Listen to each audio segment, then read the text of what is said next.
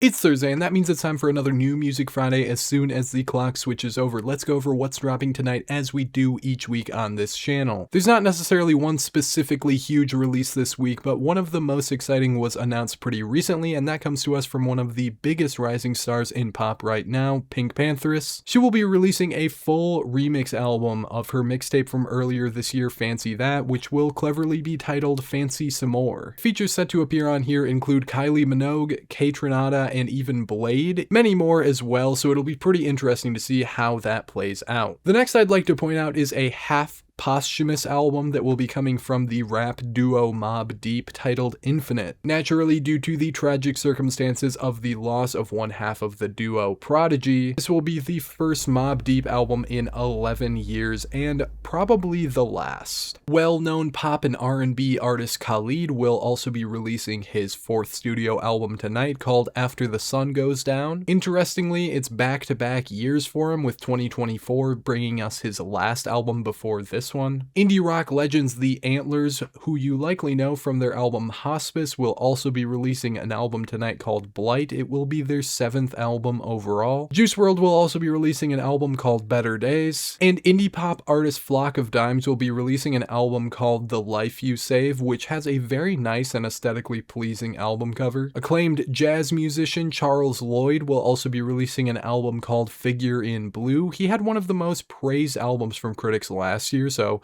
hopefully that'll be interesting. And R&B singer-songwriter Amber Mark will be releasing her sophomore album tonight called Pretty Idea. And the final thing I'll mention for tonight comes to us from none other than the modern pop legend Carly Rae Jepsen with a reissue of her biggest album, Emotion. Looks like there will be a multitude of bonus tracks on this new 10th anniversary edition, so any big fans of that album and that era are surely in for a treat. That's all we've got for this week. Let me know what your most anticipated album is in the comments, and remember to like and follow for more music related content.